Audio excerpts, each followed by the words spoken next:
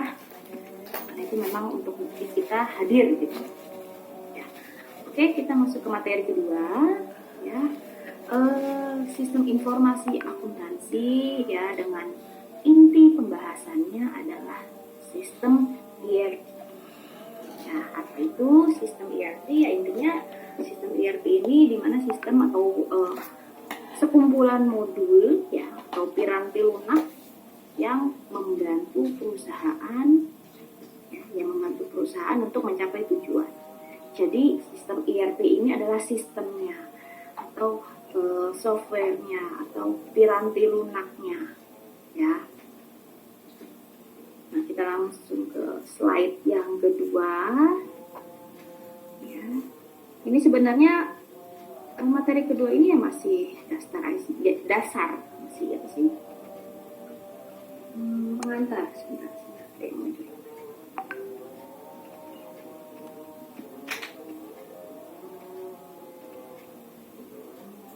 Oke. Nah, slide yang pertama masuk ke siklus pemrosesan data. Ya, kita lihat ya di paragraf atau di poin pertama ada pengertian tentang pengolahan data. Ya, pengolahan data.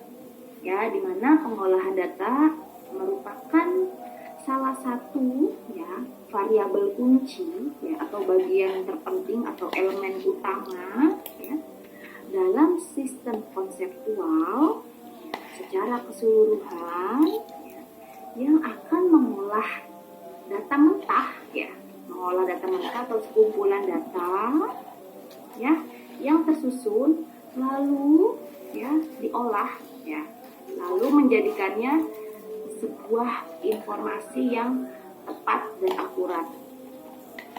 Ya, jadi pengolahan data ya intinya proses olah data. Proses olah data dari data mentah secara tersistematis, secara tersusun ya, yang outputnya adalah sebuah informasi tentunya yang tepat dan akurat. Maksudnya akurat itu bisa diuji kebenarannya ya, jadi secara tepat dan akurat ya, bisa diuji kebenarannya ya. Lalu yang poin kedua masuk ke pengertian siklus pemrosesan data. Ya, ini menurut Asrofudin ya dalam bukunya terbitan tahun 2013 di halaman 23 ya, menyatakan bahwa ya, proses pengolahan data tersebut terdiri dari 3 tahapan. Ya, pasti kalian sudah familiar atau sudah tahu atau sudah di luar kepala. Ada input, ada proses, dan ada output. Yaitu 3 tahapan dasar. Ya, menginput, memproses, lalu keluar output. Ya. Lalu di tahapan ini ada bagian sederhananya ya seperti ini. Kalau dalam bahasa komputerisasi ya bagiannya seperti ini. Input, processing, output. Ya. Lalu kita lihat deskripsinya ya. Kita lihat penjelasan ringkasnya ya, bahwa output itu adalah tahapan proses pemasukan data atau memasukkan data atau menginput data ya ke dalam komputer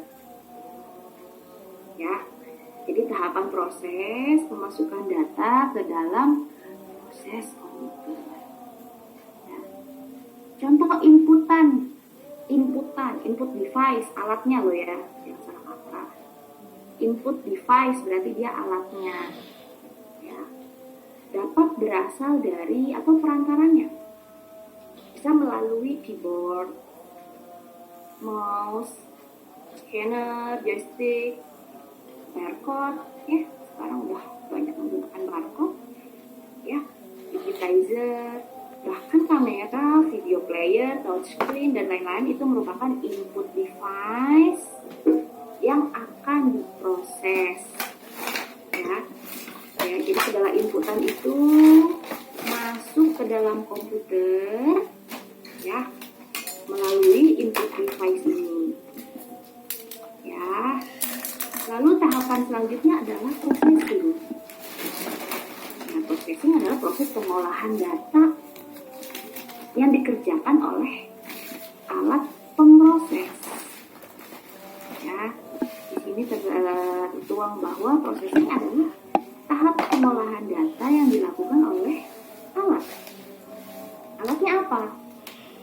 CPU, RAM dan ROM. Ya, jadi intinya tahapan pengolahan data yang dilakukan oleh komputer misalnya. Ya. Lalu keluarannya berupa apa? Berupa output. Ya. Jadi harapannya setelah memasukkan input, memasukkan data mentah, ya, lalu diolah, ya, processing, lalu harapan kita mendapatkan suatu output yang akurat, informasi. Ya. Informasi tersebut bisa kita dapatkan lewat apa? Lewat output device, ya, atau melewati atau via apa gitu. Ya, bisa misalnya melalui printer. Dengan menggunakan printer kita bisa melihat hasil informasi berupa lembaran atau cetakan, atau bisa lewat monitor, ya, file, ya, bahkan speaker dan proyektor atau UHF dan infocus. Ya, jadi informasi tersebut bisa kita dapatkan, bisa kita terima melalui alat, ya, suatu alat atau disebut output device. Contohnya bisa berupa printer, monitor, speaker, ya, dan proyektor dan lain sebagainya. Jadi ini adalah siklus pemrosesan data yang dasar, ya.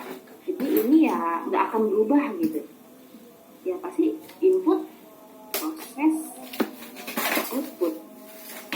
Ya. Oke, lalu masuk ke pengelolaan data transaksi. Kalian sudah paham tentang apa itu input, proses, dan output. Nah, kita lanjut ke pengelolaan data transaksi. Ya, di sini ada penjelasan tentang pengolahan data elektronik. Ya, data elektronik berarti ya sudah masuk secara terkomputerisasi, namanya juga elektronik, ya. Merupakan serangkaian kegiatan, ya, ingat serangkaian kegiatan, ya, berarti sekumpulan kegiatan, ya, yang dimaksudkan untuk penyediaan informasi, ya, penyediaan informasi dengan menggunakan device atau komputer, ya, mencakup langkah-langkah seperti pengumpulan data, pemrosesan data, lalu penyimpanan dan pengawasan hasil dari olahan data tersebut. Ya, jadi pengolahan data elektronik yang terdiri dari 4 langkah penting, ya, atau 4 langkah dasar: pengumpulan data, pemrosesan data, penyimpanan data, lalu evaluasi atau pengawasan hasil dari olahan tersebut, atau pengawasan hasil output yang telah diproses. Ya, itu pengertian dari pengolahan data elektronik, ya. Nah, di sini ada tujuan sistem pengolahan data elektronik. Ya, tadi kan tujuannya, ya, untuk mendapatkan informasi yang tepat dan akurat. Ya, langkah-langkah ini: pengumpulan data, pemrosesan, penyimpanan, dan pengawasan hasil olahan tersebut. Ya, guna mencapai tujuan tersebut, ya, ada beberapa variabel atau ada beberapa elemen yang harus kita perhatikan. Ya, harus ada beberapa hal ini yang memang harus kita perhatikan. Ya. Nah, jadi memang sebenarnya kan tujuan pengolahan data ya, seperti saya bilang sebelumnya, untuk menghasilkan data atau informasi lah, informasi yang berguna, informasi yang bermanfaat, ya, informasi yang tepat dan akurat bagi pemakai atau pengguna, ya, atau end user, pemakai akhir kalau di bahasa komputer. Tapi ada hal-hal yang harus kita perhatikan.